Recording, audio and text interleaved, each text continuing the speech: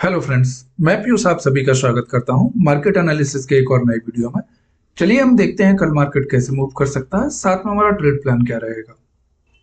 दोस्तों, daily time frame पर अगर हम देखें तो आज से 2-3 दिन पहले का अगर एनालिसिस वीडियो आपने देखा हो तो मैंने आप लोगों से डिस्कस किया था कि मार्केट अब एक पॉज कैंडल बनाने वाला है।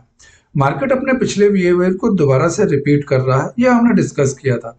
क्योंकि पहले हम मार्केट में 6 दिन कंटिन्यूसली डाउन गए और फिर उसके बाद कुछ दिन हमने एक रेंज में ट्रेड किया।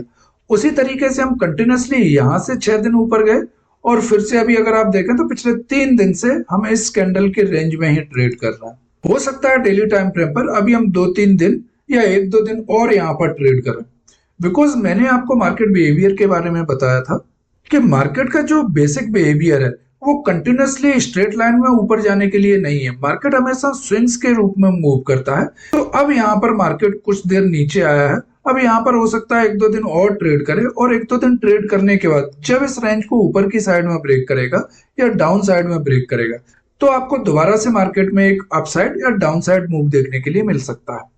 तो डेली टाइम फ्रेम पर अभी भी हमारे जो रेजिस्टेंस है वो इंटैक्ट बने हुए हैं। ऊपर की साइड में हमारा जो रेजिस्टेंस है वो 24,000 का है। इसके अलावा जो दूसरा रेजिस्टेंस है हमारे पास वो 24,200 का है। इसी तरह अगर हम डाउन साइड में सपोर्ट की बात करते हैं तो सबसे पहला सपोर्ट हमें डाउन साइड में देखने के लिए मिलेगा 23,000 का, और इसको अगर हम ब्रेक करते हैं तो दूसरा हमारा जो सपोर्ट रहेगा वो रहेगा 22,800 का। चलिए अब हम देखते हैं कि कल हमने जो डिस्कस किया था उन लेवल्स ने आज किस तरीके से काम किया। दोस्तों, कल के एनालिसिस के बारे में अगर हम बात करें तो कल मैंने आपको बताया था कि कल अगर हम कहीं 23,550 के नीचे कुछ देर ट्रेड करते हैं और एक रेंज बनाने के बाद जब इसको ऊपर की साइड में ब्रेक करेंगे तो पहले मूव में हम जाएंगे 23,620 के आसपास। और आज अगर आप देखें तो हमने एग्जैक्ट उसी लेवल को टच किया है। मैं आपको डेली एनालिसिस वीडियोस में लेवल्स के बारे में बताता हूं और उनके बारे में आपको बताता हूं कि दूसरे दिन इन लेवल्स को एक बार देखा करिए कि ये मार्केट में किस तरीके से वर्क करते हैं।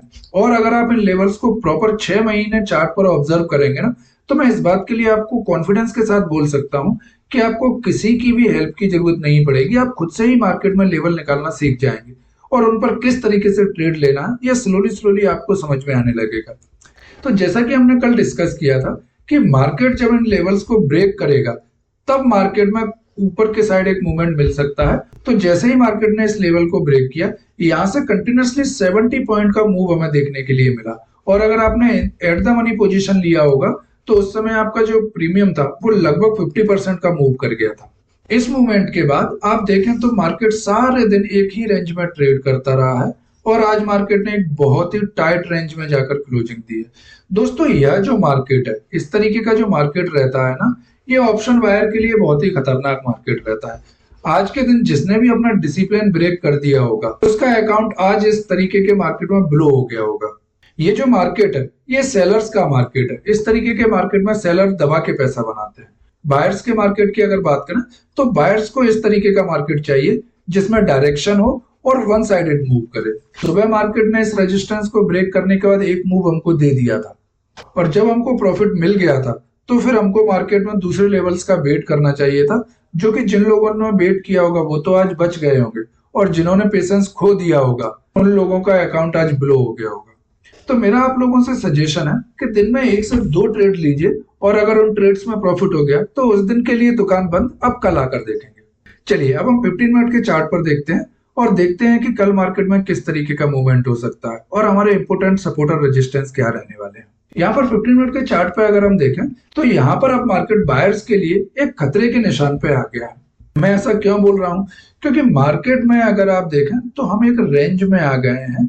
ऊपर की साइड में हमारे पास जो रेंज है वो है 23,750। इसको मैं 23,800 मान के चलता हूँ। इसी तरीके से अगर डाउन साइड में हम बात करते हैं तो हमारे पास जो रेंज निकल के आ रही है वो है 23,400 का। मीन्स हमारे पास जो ये जो रेंज है वो 400 पॉइंट की रेंज है जिसमें हम ट्रेड कर रहे हैं। अब जब तक हम या तो इस लेवल को ऊपर की साइड में ब्रेक कर दें जो कि है 23,800 या डाउन साइड में ब्रेक कर दें जो कि है 23,400, इन दोनों लेवल के ऊपर या नीचे जब हम क्लोजिंग करेंगे तो उसके बाद हमें मार्केट में एक मूवमेंट देखने के लिए मिल सकता है। तब तक के लिए बायर्स के लिए छोटे छोटे ही मूवमेंट देखने के लिए मिलेंगे और जैसे ही एक लेवल से मार्केट दूसरे लेवल के पास पहुंचता है तो वहां पर हमें अपना प्रॉफिट बुक करने के लिए सोचना चाहिए या अपनी पोजीशन में से कुछ ना कुछ प्रॉफिट जरूर बुक कर लेना चाहिए। वो प्रॉफिट आपको डाउन साइड में मिले या अप साइड में मिले, जब भी हम एक टारगेट से दूसरे टारगेट के पास पहुंचे तो हमें कुछ ना कुछ अपना प्रॉफिट बुक कर लेना चाहिए। बिकॉज अब जो मार्केट रहेगा वो कहीं ना कहीं कुछ दिन तक कंसोलिडेशन करेगा और कंसोलिडेशन करने के बाद जब इन लेवल्स को ऊपर या नीचे की साइड में ब्रेक करेगा तब हमें एक मूवमेंट देखने के लिए मार्केट में मिल सकता है। तो कल के लिए हमारे पास जो रेजिस्टेंस है वो सबसे पहला रेजिस्टेंस है हमारे पास 23,650 का, उसके बाद दूसरा रेजिस्टेंस है हमारे पास 23,700 का और थर्ड रेजिस्टेंस है हमारे पास 73,750 का। डाउन साइड में अगर हम सपोर्ट की बात करते हैं तो सबसे पहला सपोर्ट हमें देखने के लिए मिलेगा 23,480, उसके बाद दूसरा सपोर्ट हमें देखने के लिए मिलेगा 23,410 और थर्ड सपोर्ट हमें जो देखने के लिए मिलेगा वो देखने के लिए मिलेगा 23,350 का। दोस्तों अब कल अगर हम इस लेवल के पास ओपन हो जाते हैं जो कि लेवल है हमारे पास 23,640 और यहाँ पर कुछ देर ट्रेड करते हैं और उसको ट्रेड करने के बाद अगर इसको ऊपर की साइड में ब्रेक करते हैं तो हमें एक मूव मिल सकता है जो कि हमें हमारे फर्स्ट टारगेट के पास ले जाएगा, जो कि टारगेट हमारा 23,703।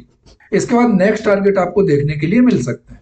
सेम इसी तरह अगर हम ओपन होते हैं 23,550 के पास और यहाँ पर भी अगर हम एक 15 से 20 मिनट ट्रेड कर लेते हैं और उसके बाद अगर इसको डाउन साइड में ब्रेक करते हैं तो पहले मूव में हम जा सकते हैं 23,480 और उसके बाद दूसरा टारगेट हमें जो देखने के लिए मिलेगा वो है 23,410 का।